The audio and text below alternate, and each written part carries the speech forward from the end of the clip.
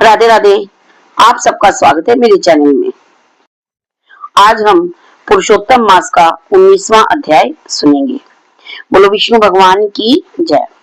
पुरुषोत्तम मास महात्म्य कथन। नारायण जी ने कहा, हे नारद, भक्त वत्सल भगवान अपनी वाणी से सुधा ब्राह्मण को प्रसन्न करते हुए बोले, हे द्विजराज, जिससे मैं प्रसन्न हुआ क्या यह तुम नहीं जानते? मेरा प्रिय पुरुषोत्तम मास आने पर तुम दोनों स्त्री पुरुषों ने उपवास कर यहाँ बैठने से पुरुषोत्तम मास की सेवा हुई। एक बार वेद में कहे गए साधनों को और दूसरी ओर पुरुषोत्तम मास के सेवन को जब ब्रह्मा जी तोड़ने लगे तो वेदोक्त साधन बहुत हल्के निकले और पुरुषोत्तम मास सेवन व्रत भारी हुआ। इसलिए संसार में पुरुषोत्तम मास अधिक पूज्य और मान्य है। जो मनुष्य का जन्म लेकर श्री पुरुषोत्तम मास में जब तप स्नान दान आदि नहीं करते हैं, वे जन्म जन्मांतर में दरिद्र होते हैं। अतः सब प्रकार से यत्न करके मेरे प्रिय पुरुषोत्तम मास का सेवन करना चाहिए।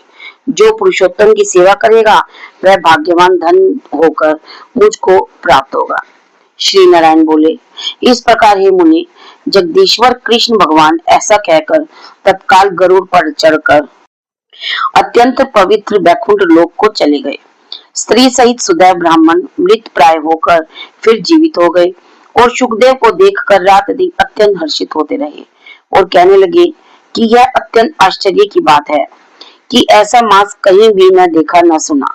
इस प्रकार आश्चर्य युक्त होकर वह सदैव ब्राह्मण अत्यंत श्रद्धा युक्त होकर पुरुषोत्तम मास का सेवन करने लगा।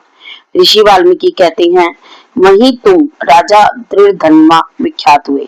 हे राजन, पुरुषोत्तम मास के सेवन से संपूर्ण ऋषियों के भोगने वाले हुए। ये हे राजन, जो तुमने मुझसे पूछा था सो मैंने सब तुमको बतलाया और पूर्व जन्म में जो सुखदेव तुम्हारा पुत्र था वही तोता था।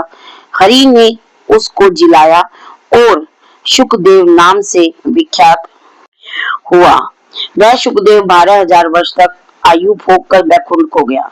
वही सुखदेव वन में के सरोवर में बड़ के वृक्ष पर बैठकर संसार सागर में डूबे हुए विषय रूपी सर्प से तुम जो अपने पूर्व जन्म के पिता को देखकर कृपा से युक्त हो चिंतन करने लगा कि यदि मैं इस राजा को बोध नहीं कराऊंगा तो मेरा भी अपराध हो जाएगा।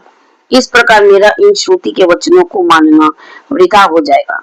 इसलिए मुझको अपने पूर्व जन्म के पिता का उपकार अवश्य करना चाहिए। ऐसा सोचकर ही उस तोते ने तुमको ज्ञान दिया। बोलो विष्णु भगवान की जय। पुरुषोत्तम मास का 19वां अध्याय संपन्न हुआ। अगर आपको अध्याय अच्छा लगा हो तो लाइक शेयर सब्सक्राइब जरूर कीजिए। बेल वाला बटन दबा दे ताकि आपको आगे आने वाला अध्याय जल्द ही मिल जाए। राधे राधे।